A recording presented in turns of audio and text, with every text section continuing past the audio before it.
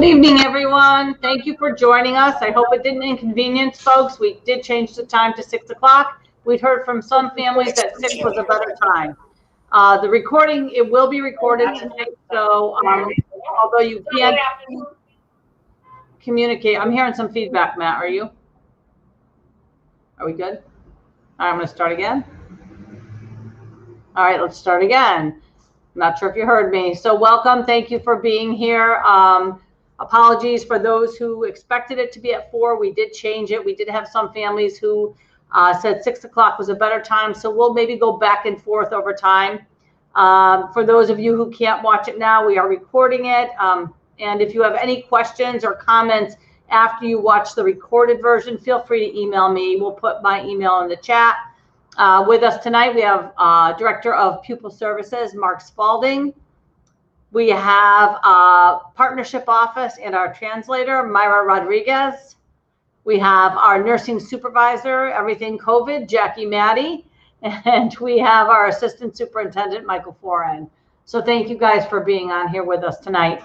I wanted to take a little bit of time to just talk about the first 2 days of school. I'm going to throw out the positives first. First, I think for staff, it was an amazing experience to see so many kids in the building. It was wonderful. You could tell just by their eyes that they were smiling, which was really nice, all masked and et cetera. But just to have our hallways filled again, and yes, they are. And it's a little bit of a shock, I think, for all of us who have been in this kind of hibernation over the last 18 months to put so many people together, right? I think it produces some anxiety. What I think we were especially pleased with were the kids. They were wonderful. They were wonderful and excited. And yes, there were some hugs, and I know that's a concern, and you try to, but again, it's that balance of connecting, right? And our students coming back. A parent told me that her little one was very nervous about going back, didn't want to go back, wanted to stay home. And then by last night when he came home after his first day, he said, I think I'm going to have to take the bus now, because I have to talk to my friend, and we have things to talk about. And he's in 3rd grade.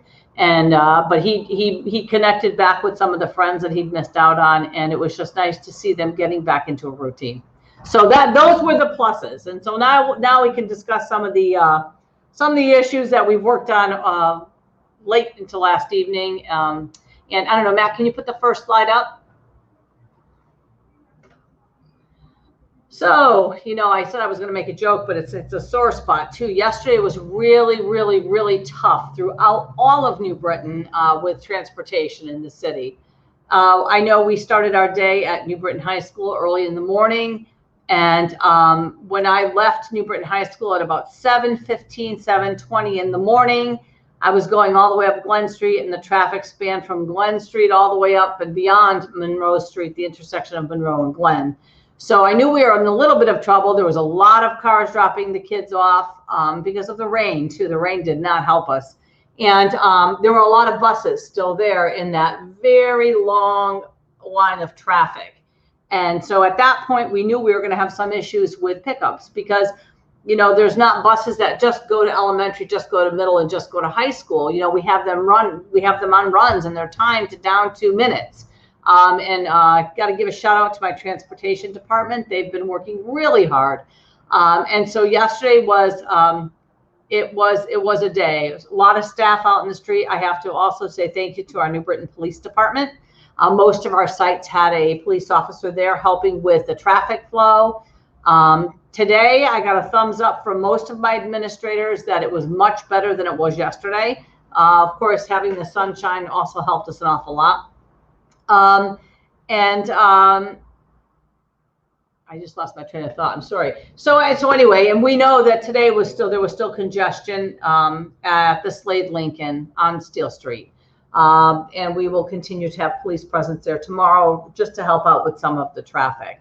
So I want to thank you families for being patient. I know it was a really hard day, especially for our littlest ones, right? Because they're the last ones to be picked up. And so the buses being delayed at the high school caused them to be delayed at the middle. And again, our middle school, we're talking about students a lot of kids who have not been together in a very long time. And we were at over 90% attendance, which was huge. We were very happy about that. But we had to get them all to their respective places and make sure that we did it correctly. So Thank you for your patience. I hope it was better for you. I just got off the phone a few minutes ago with our transportation manager, Rich Valerio, and said it was much better today, and we just keep working to make it better. We're not perfect, but we continually try to make it better for you. As far as, and there was a couple of comments last night that I wanted to address, and actually I did talk to a parent on yesterday afternoon coming out of Slade Middle School who was nervous because she felt like there were so many students in the cafeteria at Slade. And so we called Mr. Verdi, the principal, as well as the assistant principal, Mr. Mazie, and we talked about that. They said there was a glitch in the scheduling. They corrected it for today. Mr. Ford, I just want to confirm that that was the case. Yes, I heard from Mr. Verdi this morning. They were correcting it. I haven't heard that there were any issues today. And I haven't heard. Parents have not contacted me. And again, never feel like you can't contact us or contact your building principal, really. You know, you're in 100 places and you're doing the best you can at that moment. And we'd like to know if there are things that we can improve upon. So anyway, I knew that that was a concern. And throughout the building, I mean, the hallways are more crowded. And we did have 90% of our students attending school, which is a lot of students in a space. And I'll just go back to the CDC recommendation. And this is really hard for all of us who were pretty tight with the controls last year of 6 feet social distancing. And, you know, and so this year they've brought in some exceptions, the CDC and the State Department of Ed and Public Health Department. And it is, if your student is in the classroom and they're fully masked, and that's the one thing I will say, I saw noses yesterday. And so we're constantly reminding students and even ourselves sometimes when it slides down, keep it over the nose, right? Pick it up over the nose.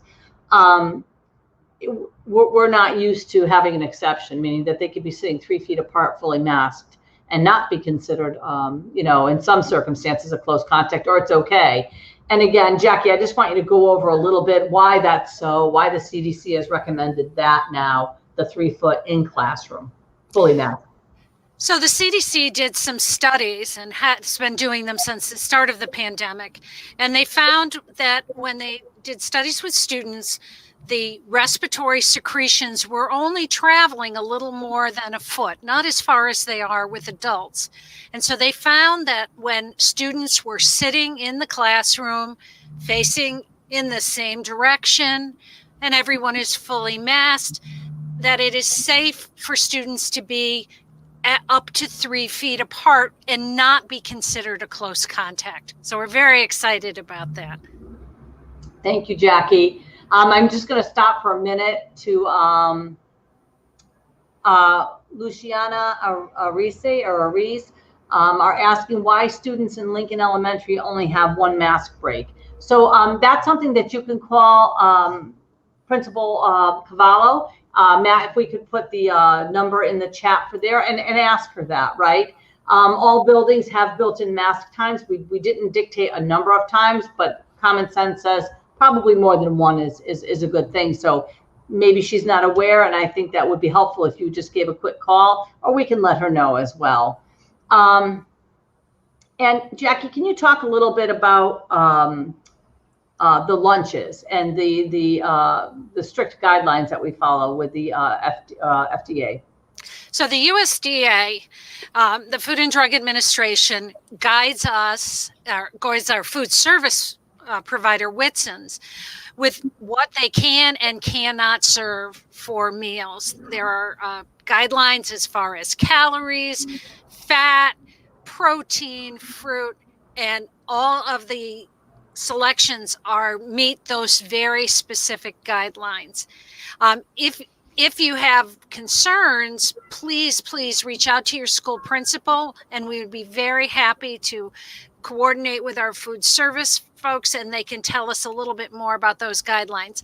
I know the guidelines are available online if you go to the USDA and look for the meals in school guidelines.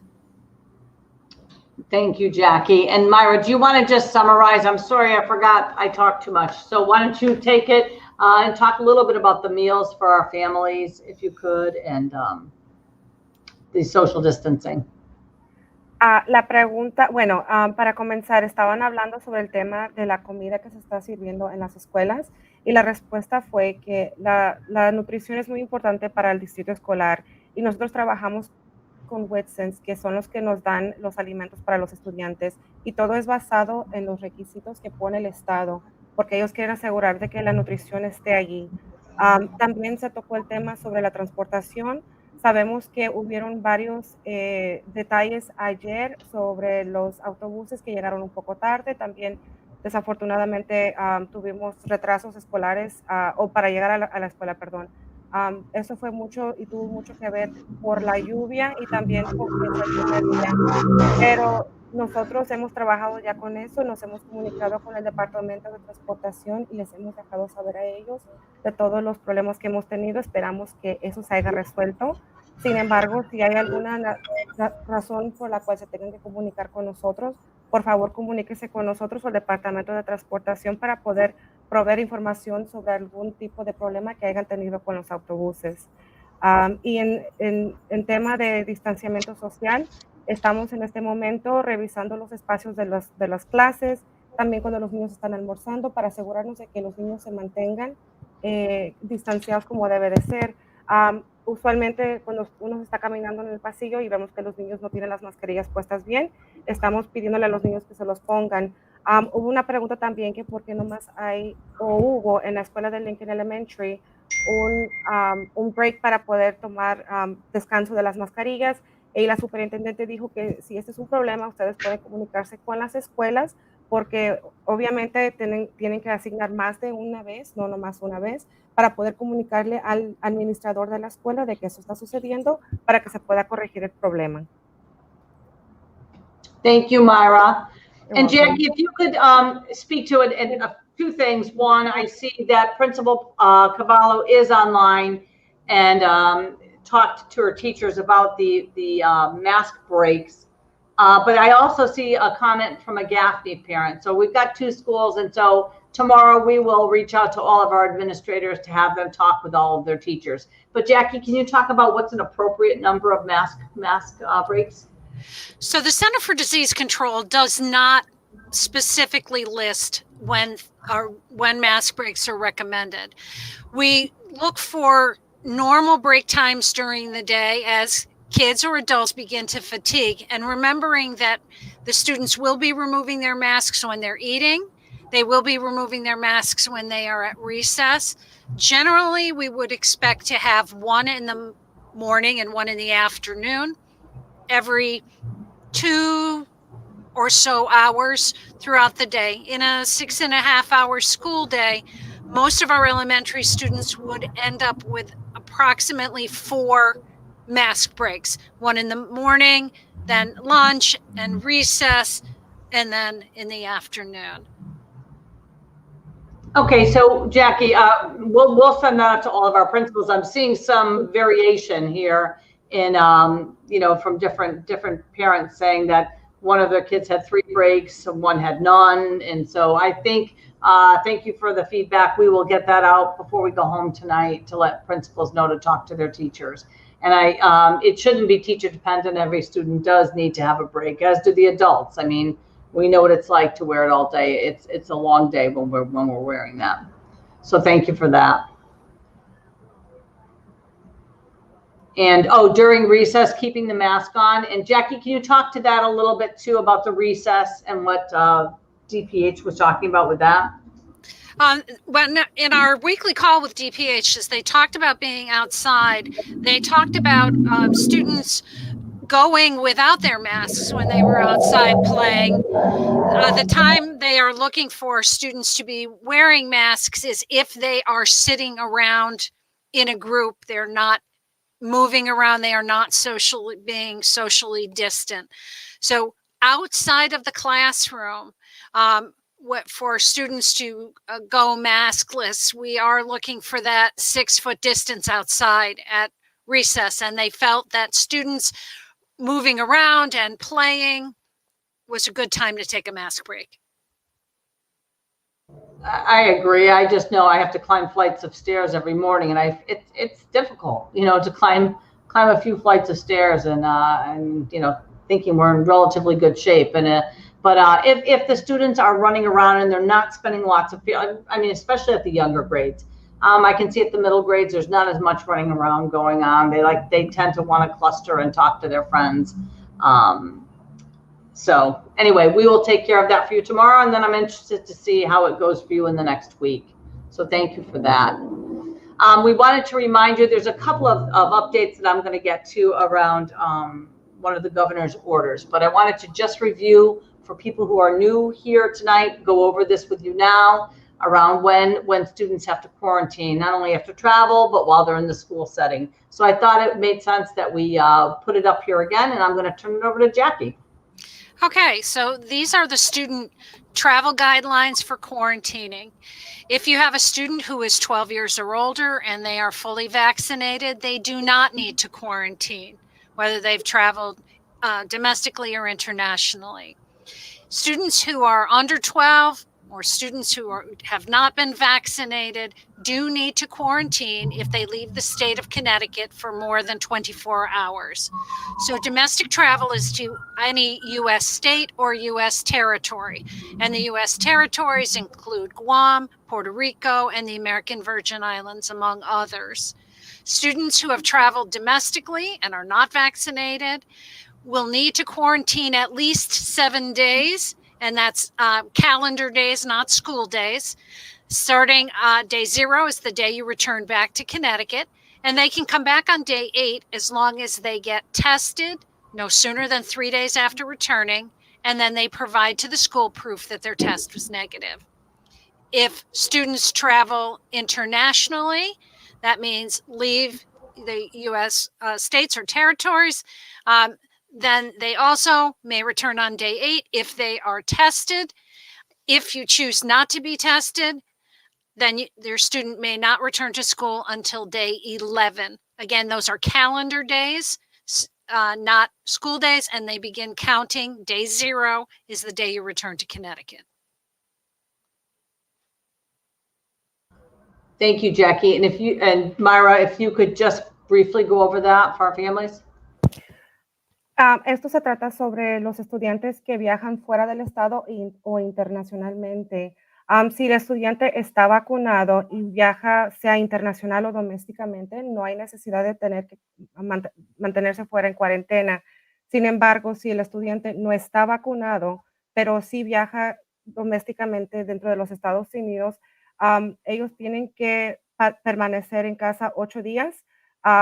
O si tienen un examen, se hacen un examen, pueden regresar dentro de 3 días después de que reciban los resultados del examen, y tienen que ser obviamente negativos. O si el estudiante no está vacunado, pero viaja internacionalmente, pueden regresar después de 8 días si igual se toman un examen y salen negativos, o si no, se tendrán que mantener en casa un periodo de 11 días. Los días cuentan desde el primer día de regreso y son 8 días de calendario. Así que si el estudiante va igual, si va a viajar domésticamente, esto incluye Puerto Rico, las Islas Vírgenes y Guam, no hay necesidad de mantener cuarentena. Thank you, Myra. I have 2 questions I want to go to before we go to the next slide. And if you have questions on the student travel piece, please put them in the comment section. Darlene asked the question around attendance. I have an attendance call today at 6 p.m. when my child was in school. How can we get the calls earlier? So those calls are set up by the computer. Certainly you should notify your school. Obviously 6 o'clock is a little late to notify them. Generally, they do go out earlier. I'm not sure if we're waiting now because earlier in the year, it's we're working through the attendance and making sure they're accurate. Obviously, this wasn't accurate, but I see Jeff Prokop is on and said they are supposed to go out earlier, and he's going to look into that. So that's coming from our tech people. And Myra?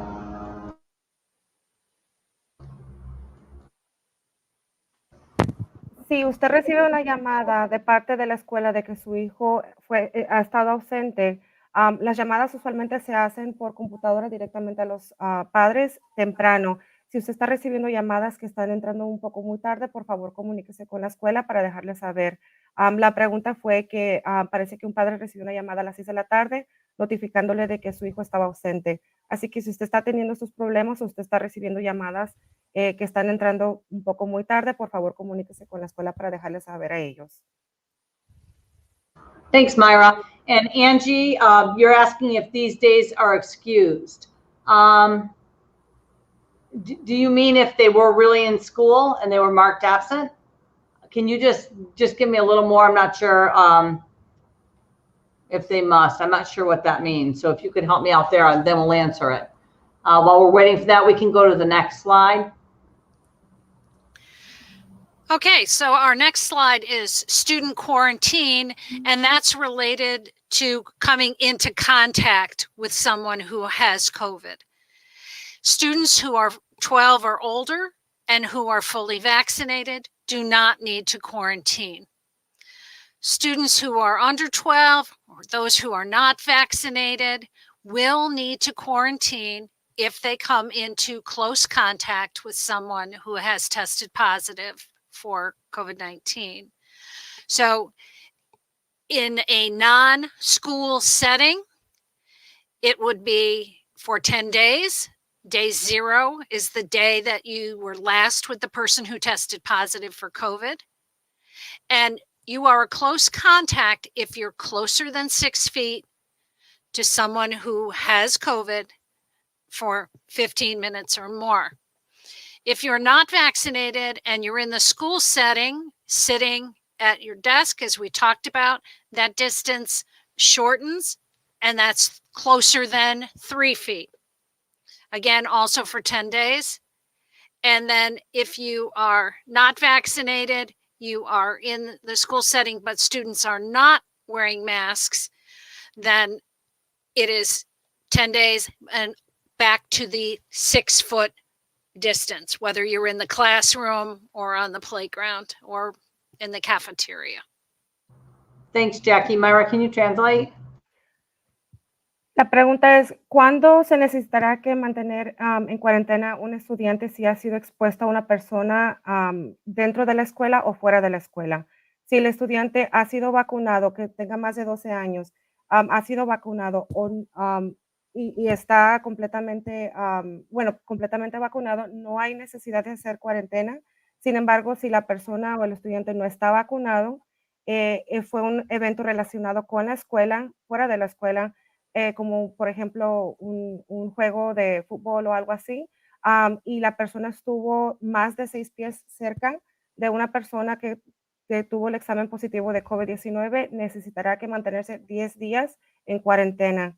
Igual si una persona o un estudiante no está vacunado y estaba dentro de la escuela, hubieron mascarillas que se utilizaron, pero estuvo en contacto cercano, el estudiante se tendrá que mantener también 10 días fuera en cuarentena si estuvo más de 3 pies cerca de una persona que fue, que salió positivo en el COVID. Y si la persona o el estudiante no ha sido vacunado, no tuvieron mascarilla y tuvieron contacto cercano, también igual el estudiante se tiene que mantener 10 días fuera si estuvo más de 6 pies cerca a la persona que salió positivo con el COVID-19.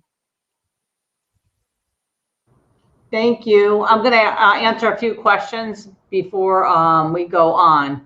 This thing keeps jumping on me. So thank you, Angie, for coming back with it. I get it now. And Shannon, you had the same question. And it's, are the quarantine days excused for travel? And the answer is they are not excused for travel. They are counted.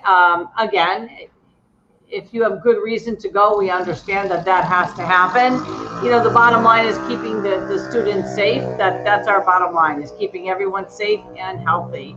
And while we worry about attendance, I worry more about safety and health. And so that part you have to know. And I think the State Department of Education also understands that as well, that there are going to be times if students have to travel, et cetera. And there was a follow-up question. If a student, does a student have to quarantine if they leave out of state and come back before 24 hours? And the answer is no, they do not. They do not have to quarantine if they come back before the 24 hours. A question from one of our teachers, Jim Nelson, are we allowed to ask students if they are vaccinated or not? Jackie. And the answer is no, you cannot.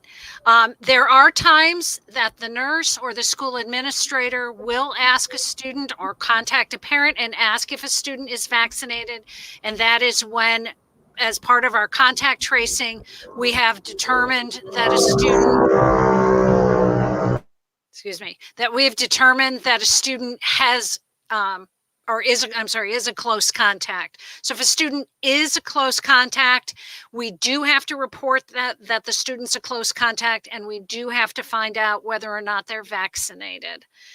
If the student is under 12, they cannot be vaccinated. So if you have a young one, people might say, well, you didn't ask me. That's why we didn't ask, because they are not eligible to be vaccinated.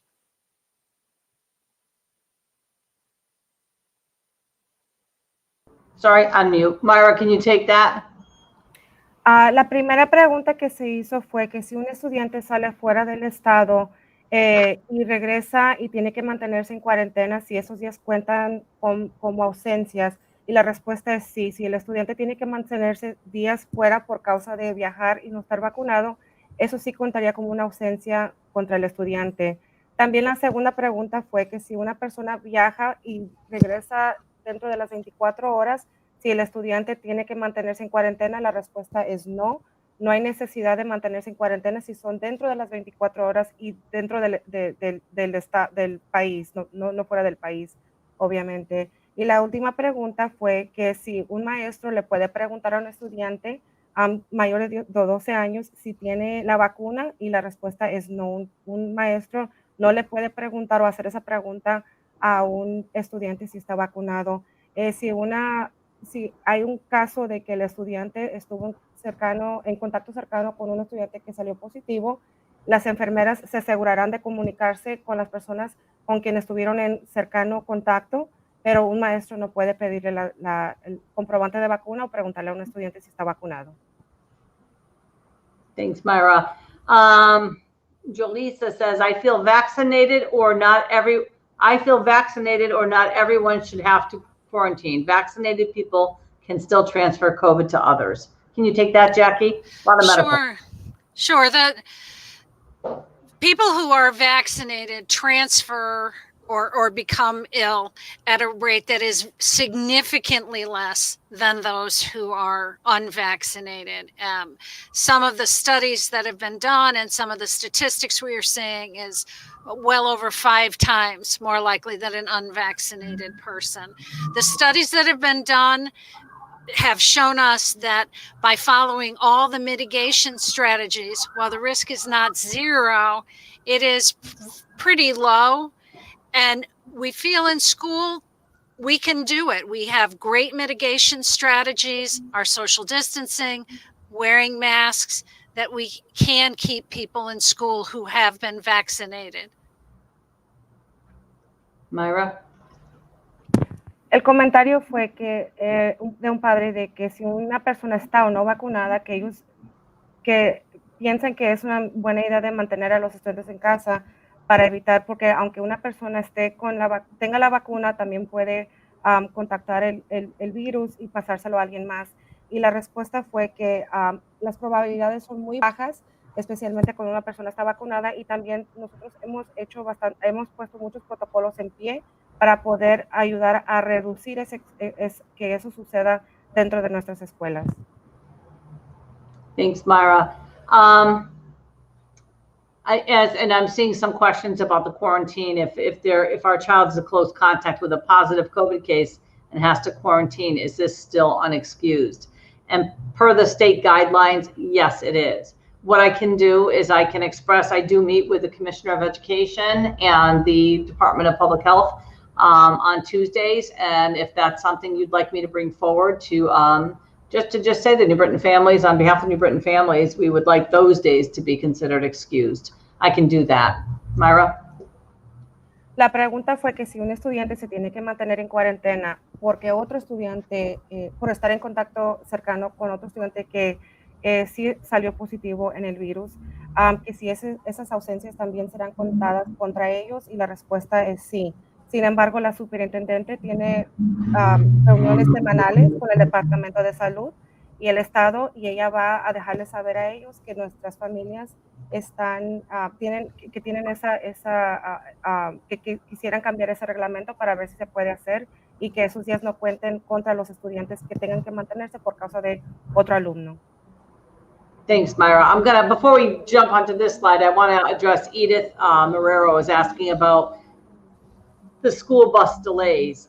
Can the parents be notified as soon as the first buses are running late? Yesterday, the schools were over 39 minutes late, and the school principal didn't send out a message until an hour later. I'm sure you can understand that as a parent, it's nerve-wracking to be waiting at the bus stop that long. In the meantime, we tried calling, but there was no answers. And yeah, I totally feel your just the pain of that. That is a long time to wait. So a couple of things for that. We can try if we get from our, and I will talk to my transportation manager, if we know buses are running late at the high schools so here's the thing. If they're running late at the high school, that means they'll be running late at the middle, and it's a snowball, right? And it adds up. If we know in advance that that's happening, district-wide kind of thing, we can absolutely put out a all call to all families, or our communication manager can push it out through text. But the other part is we do have apps that you can follow the buses, right? And it'll tell you the estimated time of arrival. It's an app that we can download on the phone. So I guess Edith or anyone else on this call, if that's something you're interested in learning how to use, I can ask our transportation manager, along with Jeff Prokop, who's here on the chat right now, to maybe just take some time next week to help you download the app and figure out how to work it. Tell me if that's something you would. There you go. Thank you, Jeff. For more information on the app, visit CSDNB.org transportation. You can learn there, but again, sometimes it's hard. Sometimes it's easier when people show me how. So if that's something you guys want, we can definitely do that. Next week, we can bring that up. So sorry, Myra, I talked a lot. La pregunta fue que si hay posibilidad de poder notificar a los padres cuando un autobús está corriendo un poco tarde, porque muchos padres estuvieron esperando casi más de una hora para poder recibir el autobús. Y la respuesta fue que estamos tratando lo más que podamos. Desafortunadamente, cuando el autobús o los autobuses llegan tarde para la escuela de high school, eso también causa de que los demás autobuses lleguen tarde, porque son los mismos que recogen a los niños más pequeños. Entonces vamos a trabajar con nuestro departamento de transportación para ver si podemos mandar un texto o una llamada para las familias, dejándoles saber de que los autobuses están un poco atrasados. También hay un app en el teléfono que ustedes pueden bajar, que les deja saber dónde está el autobús y si va a haber retraso.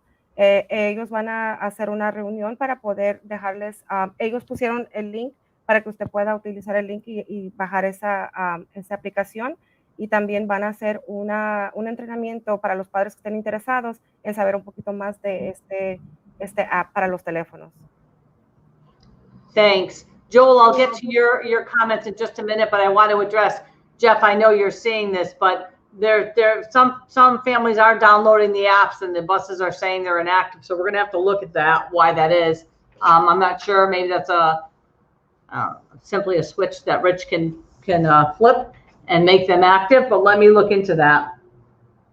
Thanks for letting us know that. Jackie, Joel Arroyo is asking for some of the sources when you refer to it's 5 times more effective with respect to the vaccine. If we could, Matt, if you could link some of those documents for our families in the chat. Jackie, if you want to just talk briefly about it. So I want to refer you to the CDC. The 5 times was based on some statistics that the Department of Public Health shared with us this week, based on the number of active cases that were reported, including hospitalizations, where they looked at the number of vaccinated people who tested positive and who were hospitalized versus the number of unvaccinated people who tested positive and were hospitalized. I know that there's quite a bit of controversy over natural immunity. However, the CDC and studies continue to support vaccination as a way to help slow down and prevent the transmission of the COVID virus. Myra, do you want to try that? Because I would be lost. So cdc.gov. Si ustedes quieren obtener más información sobre la transmisión, especialmente si una persona está vacunada y cómo funciona eso, pueden ir a cdc.gov y ahí tienen toda la información en los ambos idiomas para poder recibir y revisar qué es lo que ellos están poniendo. Nosotros seguimos todos los procedimientos de la CDC, así que lo que usted recibe aquí es lo mismo que nosotros estamos recibiendo exactamente del CDC. Thank you, Myra. So I think, Jeff Prokop is going to work with Rich Valerio, our transportation manager, during this week. And Jeff, hopefully you can come live next week. You can be a face here in these boxes and talk our families through it if they need help or if things aren't working still. So that would be helpful, I think, for some of our families. That, and in addition to, if we know that the fleet is running late, we can put a call in earlier. So I apologize for that. And Jackie, there was one question that's probably pretty easy to answer that we missed. A question of, is the quarantine 10 days, school days, or calendar days? It is calendar days. So start with day 0, which is the day you were exposed or the day you tested positive, and then count 10 days, and on day 11 you can return. La pregunta fue que si los días que se tienen que mantener en cuarentena son días de calendario o días de semana, de 5 días de la semana. La respuesta es del calendario. Si la persona regresó el día, por ejemplo, un lunes, el lunes cuenta como el día 0 y de ahí tiene que mantenerse en casa 10 días y después el 11 días cuando puede regresar a la clase. Thank you. I'm just reading through some more of the comments. I just want to say hi to Jen Picard, who is a former student of mine from many, many, many years ago. I did see your daughter yesterday at Chamberlain. She looks just like you. I want to go over this because there are some people asking about neighboring districts who are offering distance learning. The governor and the State Department of Ed made it very, very clear that there was no remote learning this year. Now, that doesn't mean there won't be instances of remote learning. For example, if we have to close a classroom down because of multiple close contacts, and we know that that's within the best interest, I never make these decisions in isolation. We meet every morning with our team. And when we have instances where we feel we should close, we always bring in the director of public health at the local level, along with his staff. Myra, do you want to start with that? La pregunta fue, bueno, el comentario fue de que hay algunos distritos que están ofreciendo la oportunidad de tener los estudiantes virtualmente. Desafortunadamente, el Distrito Escolar de New Britain está siguiendo los reglamentos y los requisitos que puso el Estado. No es algo que nosotros hemos puesto, desafortunadamente estamos siguiendo el mandato que ellos han puesto. Se entiende de que hay muchas razones por las cuales los padres quieren mantener a los hijos en casa y como mencionó la superintendente, ella todas las mañanas se reúne con personas del estado y también con personas del centro de enfermedad para poder analizar y ver cómo van las cosas o la situación dentro de las escuelas. Si hay necesidad o algo de tener que poner a los estudiantes remotos, obviamente es una decisión que tendrán que hacerlo en común con el Estado y con personas que nos dirigen a nosotros. Así que por ahora es algo que nosotros estamos siguiendo porque es algo que nos están requiriendo por el Estado. Thanks, Myra. So we are told there is no, and that was a directive from the governor's office, there is no remote learning this year, universal remote. If it's an emergency and we have to shut that down, meaning the teacher and the students will be leaving, or maybe a whole wing of the school, or maybe a building, or the district if it comes to that, we will consult with Department of Public Health on those closures. In those instances, we will move to a remote environment. Si Si ocurre la situación en que se tenga que cerrar una aula completa o la escuela completa por causa de algún tipo de, obviamente, situación relacionada con el virus, en cuanto nosotros nos comuniquemos con el Departamento de Salud y tomemos en cuenta lo que está sucediendo, hay la posibilidad de poder mantener a los estudiantes remotamente. Como se les mencionó, esto es basado en cada caso y también en la necesidad, porque también estamos muy atentos a lo que están sucediendo dentro de las escuelas y también de los casos que están saliendo por cada edificio. Thanks. Questions are coming in. So what are we doing to support the kids if they have to go in quarantine? If there are 1, 2, 3, or 5 students in a class that have to go into quarantine, and that's what this slide refers to. Myra, do you want to just say it first in Spanish and then I'll go over it in English?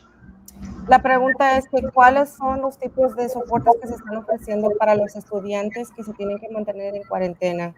Y lo que usted está viendo aquí en la pantalla está explicando exactamente lo que se va a hacer para cada estudiante. Nosotros estamos aquí para trabajar con usted durante este año escolar para asegurar que su hijo sea, que pueda sobresalir dentro de sus clases. Los estudiantes que son marcados ausentes por causa de mantenerse en cuarentena por el periodo de cuarentena, pero que tengan la oportunidad de conectarse dentro de las clases, se les va a dar la oportunidad de hacer eso. También maestros mantendrán la comunicación dentro de Google Classroom. Para los estudiantes mayores o los pequeños van a hacer el programa de CSAW este año. Y ellos van a tener acceso a todas sus asignaturas y van a poder también enviar preguntas o entregar sus trabajos por computadora a sus maestros. Estudiantes y familias que también van a tener también acceso a los planes que tengan los maestros y esto va a estar puesto cada viernes por la tarde de la semana siguiente para que los padres sepan qué son las actividades que se van a trabajar en esa semana. Estudiantes también van a continuar a tener acceso a los materiales instruccionales mientras que estén en cuarentena y soporte académico virtual para después de la escuela también se le va a ofrecer a los padres y a los estudiantes para todos los estudiantes de la escuela elemental y en áreas de contenido. Así que todos esos son los tipos de asistencias que se le van a ofrecer a los padres y a los estudiantes si hay necesidad de mantenerse en cuarentena. Myra, I still have that darn typo from last week. So that last bullet that you just went over, it says will be made available for elementary students by grade level and middle and high school by content areas. Okay. I didn't add middle and high school. La última sección, como estaba leyendo de escuela elemental, que el soporte académico va a estar disponible para la escuela elemental, va a ser para todos los grados, de la escuela elemental, la intermedia y también la escuela high school. Thank you. Sorry about that. So briefly, while we don't have remote learning, oh, Matt's going to make it bigger. Oh, he's going to correct it for me, maybe. Thank you, Matt. Students, while they will be marked absent for the quarantine period, but they will have opportunities to connect with the building level staff. All teachers will continue to maintain their Google Classrooms and Seesaw for our K-1-2 learners. This year, that quarantining students will have access to see all of their assignments. Is it teaching? No, that part you're right about. It isn't really, but they can follow their assignments, submit their work, and send questions not only to their teachers, but at the end of the school day, there will be staff on, content staff and grade level staff that will help your child if there's questions with some of the work.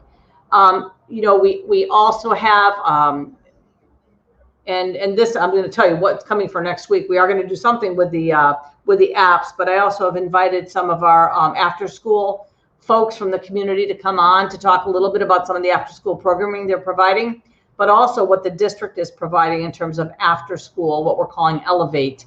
We went over it, but I think it's maybe a good thing for us to go over it again, just to let parents know what some of these opportunities in the after school 6-week chunks of time where we look at the areas maybe your child needs to do better in.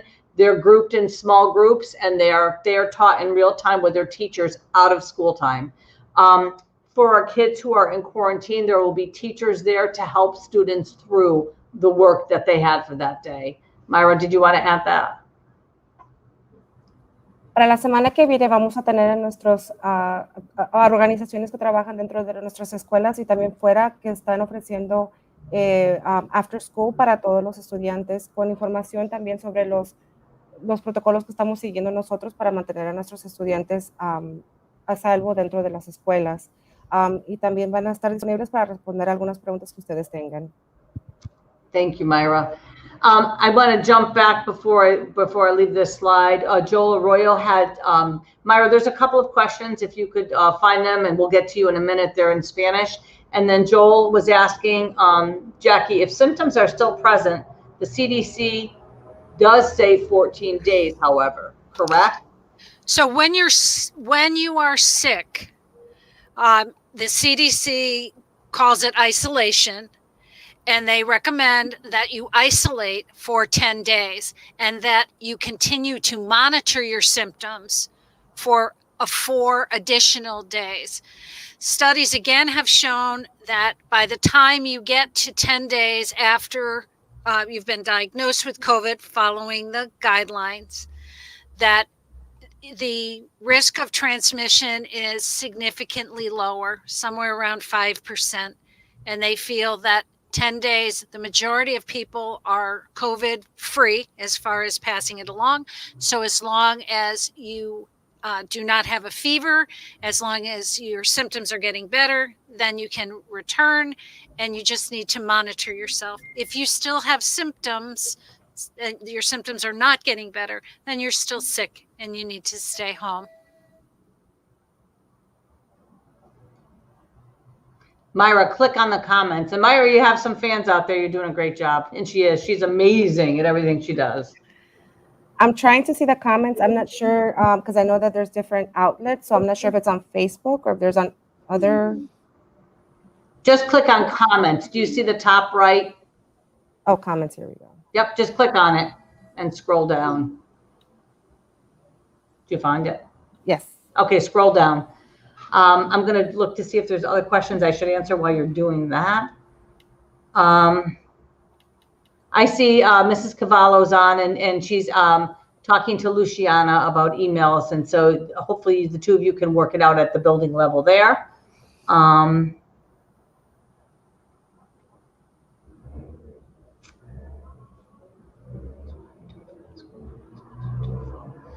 Diana Alvarez is saying she's been kept my children have been kept at the school for over 30 minutes while having to wait for another school bus because the buses are too full. And I'm glad that it's inconvenient to wait, but we don't want to overload a bus. And again, we were at, as far as speaking to Mr. Valerio every day leading up to this first day of school, we are at 100% matching students. There is going to be probably some buses that are full, and you're going to see some that are very empty. We monitor that very closely over the first week or so of school so that we can adjust. I'm not sure why there's such an overflow. And if you could, Diana, if you could just let me know your school, and well, you can email me separately, and Matt can put my email in there, and I'll look into that one, okay, for you specifically. I'll send it to our transportation manager. Just shoot me an email on that. Okay, Nancy, I have a question from Rebecca. She wants to know if they're taking student temperatures. Are we taking student temperatures? Are we taking, yes. No, we are not taking students' temperatures. And it's a moment in time. And I'm going to let Jackie go into more details, but we can take a temperature and then an hour later a student can spike. So it almost gives you a false sense of security. It's better to look for those symptoms, to know those symptoms. Jackie, did I get that right? You got that right. The Center for Disease Control does not recommend it. And they have shown that someone who's sitting in front of an air conditioner can have a low temp. Someone who's sitting in front of the heater in the car on the way to school could mistakenly have a higher temperature. A temperature is just one of a series of symptoms. Thank you. And I want two things. One, I want to talk a little bit about Quest in just a minute, Jackie. And let me answer the question right quick. So, yeah, sorry. Go ahead. So, la respuesta para la temperatura, si están tomando la temperatura de los estudiantes, desafortunadamente no, porque esto puede cambiar. Si el estudiante se le toma la temperatura en el día, eso puede cambiar en la tarde. Por eso estamos estamos asegurándonos que los síntomas son los que se estén revisando y no las temperaturas, porque esto no siempre es algo en que se pueda confiar. Thank you. So two things. I see one of our parents is upset about her daughter just starting Pulaski, Mr. Foran. Mike, Matt, can you put Mr. Foran's email in there and Principal Robles in there too, and reach out to us and let us know the specifics of what's going on. And again, that's not I don't want to say not an uncommon thing. It's certainly not something we want when students are on the bus. So I did see one question earlier about bus monitors on the bus. We don't have bus monitors on every bus. The bus monitors would come from transportation company. We can see if they have some, and we do. If there are true issues on buses over time, then we do. But for the most part, our principals work with the bus company, and we get reports from them on how the students are, and they are being videoed. I mean, we do have tapes that we can view and watch that we have done in the past. So Nancy, if you have a concern about the bus, you should notify your principal right away, because they can pull the video on that and identify those students who are creating issues and address those issues. So Ms. Negron, we're going to put Principal Joanna Robles, and Matt, if you could put Joanna Robles, Heather Whitehead, and Rosa Ortiz, that's the administration team over at Pulaski. We'll put that in the chat for you. Please reach out to them. They want to know when these things are happening. Thanks. Okay, la pregunta fue que si hay alguien monitoreando el autobús con la persona que está manejando el autobús, y la respuesta es no, solamente si hay una necesidad, pero en este momento no hay nadie dentro del autobús con la persona que lo está manejando. Sin embargo, si usted tiene algún problema o necesita que comunicarle algún problema, por favor llame al director de su escuela. Todos los autobuses tienen videocámaras y se está tomando video a cada momento. Así que si hay algún problema que tengamos que nosotros ver, nosotros sacaremos esos videos para poder revisar qué es lo que está sucediendo. Así que por favor comuníquese con el administrador de sus escuelas para poderles comunicarles a ellos lo que está pasando, para que ellos tomen manos en el asunto. Thanks, Myra. I'm going to move over to this was part of the governor's executive order, and I want to go over it with you a little bit. They have they're calling them student mental health days and attendance. I'm going to go over this, then Jackie will go over Quest, because I do want to go over that just to let parents know a little bit about that. Myra, do you want to start it? And then I'll go after you. Okay. Esta pantalla está enseñando información sobre los días de salud mental que se les están dando a los estudiantes este año. Un padre o guardián que necesite que llamar el día, ese mismo día, nos puede llamar para dejarnos saber que un estudiante va a estar fuera por causas de salud mental. Los estudiantes pueden tomar 2 días de salud mental por año.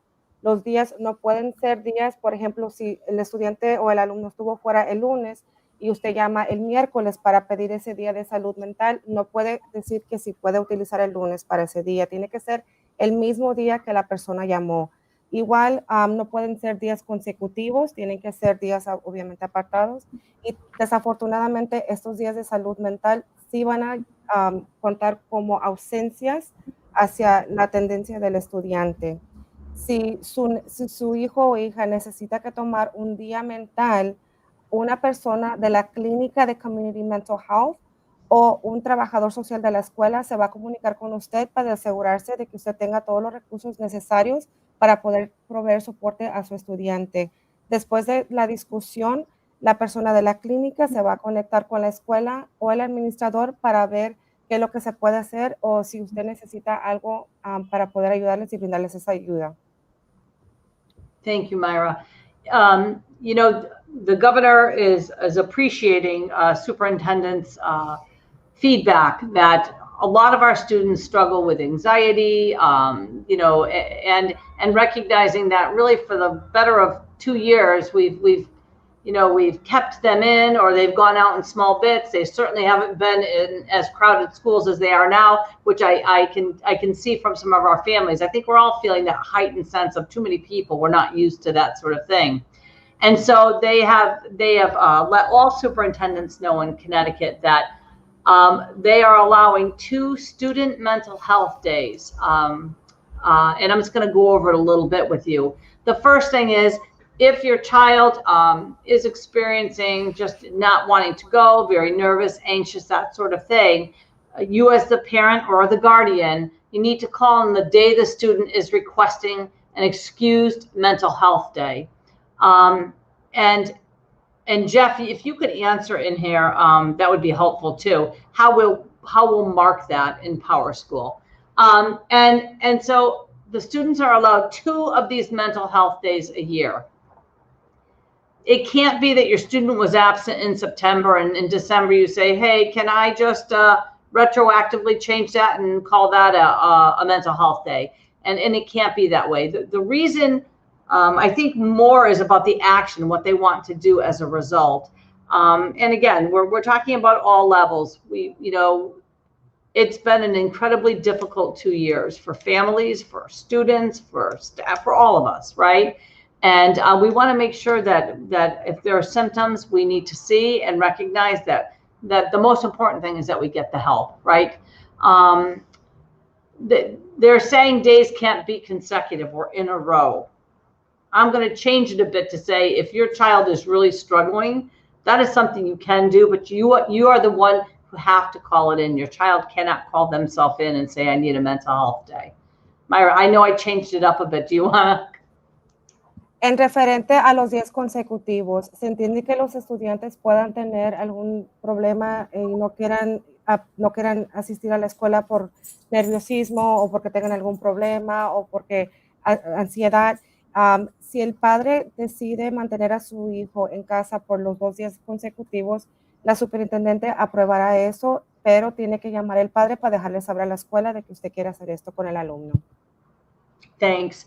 And so, I had talked in past weeks about, I am always a whole child advocate, meaning not just academics, but it's about wellness, right? And physical, mental, and academic wellness. That's very, very important to us in the district. And so this does fit in really with our vision of making sure that all of our children are healthy, safe, and learning.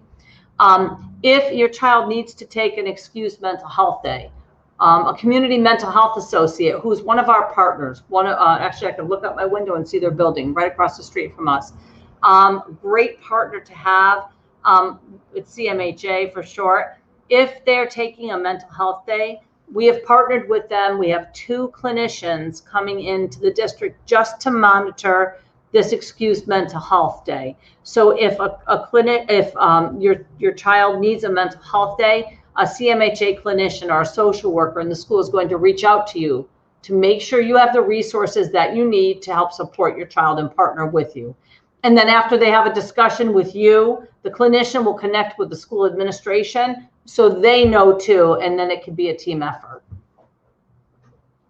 I'm going to stop to look to see if there's any questions. I'm going to go back to COVID, Jackie, for just a minute. Jolisa Rios, if a child comes out positive for COVID after their 10th day of quarantine, will a negative test be needed to return? Usually COVID can last in your system for more than 14 days, sometimes up to a month. We are not asking for a negative test at the end of the quarantine period. Again, we are following the CDC and the State Department of Public Health guidelines. While, yes, there are those for whom COVID lasts longer than those 10 days, the number is relatively small. And if people are continuing to have symptoms, we do strongly recommend that they work with their physician to see what the guidance will be from the physician. Okay, la pregunta fue que si un estudiante que estuvo en cuarentena por los 10 días sale positivo, si sale positivo se mantiene 10 días en cuarentena, si necesita que traer un examen demostrando que es negativo y que ya no tiene el virus, porque usualmente el virus dura en el sistema por 14 días o a veces hasta un mes. Basado en los reglamentos o en los protocolos que nos ha asignado el Departamento de Salud y el CDC, eso no es necesario. Nosotros no vamos a requerir que un estudiante nos demuestre un examen negativo del virus, del COVID, si es que estuvo en cuarentena por causa del COVID. Sin embargo, si el estudiante sigue teniendo síntomas de COVID, por favor, comuníquese con sus doctores y trabajen con sus doctores para poder trabajar en eso. Thanks, Myra. Sandra, you're asking, Sandra Cruz, can your daughter's therapist call in a mental health day for her? You would have to give permission for that to happen. You know, I would say it would be better if you called, just so we're clear. I mean, it's the guardian that we listen to. It's the guardian who's in charge. So it would be better for you to call, Sandra, instead of your daughter's therapist. La pregunta fue que si algún estudiante actualmente está trabajando con un terapista, que si hay necesidad de, o si se puede, si el terapista puede llamar a la escuela para notificar que el estudiante va a tomar un día de salud mental. La respuesta es preferible que el padre lo haga como padre o guardián legal del estudiante para nosotros poder tomar esa llamada. Desafortunadamente, nosotros tenemos que tomar esa llamada del padre y no del terapista. Thanks. Thanks. So, Jackie, we do have some of our families who would feel better if we had a negative test upon return. Is that something we have control over? Right now, we do need to follow the guidance from the Department of Public Health. I can bring it up, though. You can certainly bring it up. As we said, generally what the studies have shown is that at the end of 10 days, of all the people who have had COVID, it is approximately 5% that are still having issues and still would be considered to have COVID. Okay. And I'll answer this other question too. How do we notify if someone is a close contact? I forgot that. So the contact tracing is done by the school administrator and also by the school nurse. So usually it is the school nurse who will contact you, but it may also be the school administrator. And we don't save that message until the end of the day. As soon as it's determined that your child is a close contact, then we will notify you. Unfortunately, sometimes we don't know that someone is positive until later in the evening. So you may get a phone call from the administrator at the end of the day. Thank you, Jackie. And as far as how do we notify, I mean, our staff know by the end of, again, we meet every single day. We make sure that communications, we've been very consistent with that throughout the year to let people know in the building where the, you know, we do, and again, it's not, we can't identify students, but we will say there were close contacts, this many. We let our staff know and we let the families know too. I want to talk just, I know we're running over, it'll just be a 2-minute. I had spoken to you 2 weeks ago, I think, about the State Department of Ed and Public Health have partnered with some outside providers for the screening, the voluntary screening for students. For all, and this would be for all of our students in New Britain. Parents will have to sign in and say, yes, I want my child to be screened every week to for COVID. We are partnering with a company called Quest. So they will be our partners and they will be coming into the schools. And Jackie, you can explain how the screen is different than the actual COVID test. So, yes, we were notified by the state that Quest Labs, the same people that most of us go to for blood tests, will be doing the screening. Again, you have to sign up to have your child screened if you choose. It's not a requirement. They will come to the school on a regular basis once a week, and they will screen your child by taking the Q-tip or having them do it if they are able to do it themselves in the lower part of the nose. This is not the one where the Q-tip goes all the way up. And then that sample will be tested. And if your child tests positive, Quest Labs will get in touch with you. And then they will also notify me. I am the nursing supervisor. I'm also the contact for the school district. And then I will work with the administrators to do any contact tracing. Okay, let Myra start. One more thing. This is offered only to unvaccinated children. That's the state requirement for the program. Okay. El distrito escolar se ha asociado con el Departamento de Salud para brindar exámenes semanales para los estudiantes que no están vacunados. Este examen no es igual que el examen que se usa ahora con el Q-tip que se mete hasta dentro de la nariz. Será algo que será solamente por fuera de la nariz y los resultados se les darán a los padres en cuanto uno los tenga. Si un estudiante sale positivo en COVID, entonces se le notificará al padre y también se le notificará a la enfermera, que es Jackie Mary, y a las personas que trabajan con el Departamento de Salud para notificarle a los padres, para seguir los protocolos que se necesitan que seguir dentro de las escuelas. Thanks. Ms. Flores, it's not, you don't have to have it. It's not a test. It's a screen. It's different. It's a lot less intrusive. And for some families, they're going to opt for it because they're going to feel like they know weekly whether or not their children have COVID.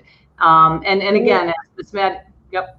I forgot to mention this because I just now that I'm reading the comments. Se tiene que registrar para poder tomar estos exámenes semanales y no es requerido por el distrito, es opcional y es algo que se les está ofreciendo a las familias para cada estudiante solamente, no los adultos, para los estudiantes que no estén vacunados y que los padres quieran registrarlos para tomar este examen semanal. So now were you addressing Yvette's statement, which went up from the bottom? Joel is the last one so far. But Jackie, this is expected to start the week of September 20th. When did the state say we should expect to start seeing some of this? So the state was, the last we heard was it's either the week of the 20th or the 27th. We're not quite sure. Again, you have to sign up to have it done. It's we don't screen everybody, and it excuse me, and it is a screening. So the question that's coming up, Jackie, is how do they sign up to get this done? As soon as we have the permission slips from Quest, we'll be making them available on the website, and the school nurses, they'll have them at the school so parents can get them, and they only need to sign up once, and then the screening will occur. But if they don't want it to continue, all they have to do is let us know in writing, and then it will stop. Okay. And sorry. En cuanto nosotros tengamos toda la información disponible para los padres, esta información se le va a proveer a cada escuela y también a las enfermeras y va a estar dentro de cada edificio. Los padres pueden registrar a los estudiantes, nomás es necesario de hacerlo una vez. Cuando el padre registre al estudiante, eso va a continuar semanalmente hasta que usted diga que ya no quiere continuar los exámenes. Pero es algo que tiene que registrarse para poder tomar y aprovechar de esta oportunidad. Thank you. So Ms. Flores, I'm sure if you call your principal and say, I want to watch my daughter be screened for the first time or whatever, so you feel comfortable, I'm sure that's not going to be a problem. So, and I get it. I mean, you know, if some people, we all have different levels of comfort, so. Si algunos padres tienen alguna incomodidad porque no saben cómo va a funcionar el examen o quieren estar presentes para el día que le tomen el examen al estudiante, por favor comuníquese con el administrador. Esto es algo que usted puede hacer para que usted esté al lado de su hijo cuando esto esté pasando, para usted también tener calma. Okay, I think I want to respect your time. It's a little after 7 already. Thank you very, very much for your comments. I know my homework this week is I have 2 things that I'm going to bring up with the commissioner's office when I meet with them on Tuesday morning.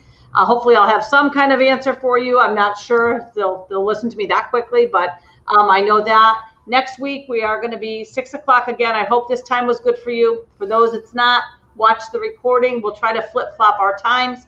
But we're going to talk to some of our after-school providers because we want our after-school programs filled too. It's just a different kind of learning, but the kids have a really good time, and so we're going to bring them on. And thank you for your comments. This helps us a lot. Jeff, you know you're up next week to help out with apps. I'm seeing better at 6, so we're going to keep it going at 6. And email request should be excused. Oh, we're gonna ask about whether or not we can get the quarantine days for students in the classroom to be excused absences versus unexcused. And you would feel more comfortable if there was a negative test brought in. So we will do that for you. Thank you so much, everyone. Have a really great evening. Stay safe. And tomorrow's Friday. Bye-bye.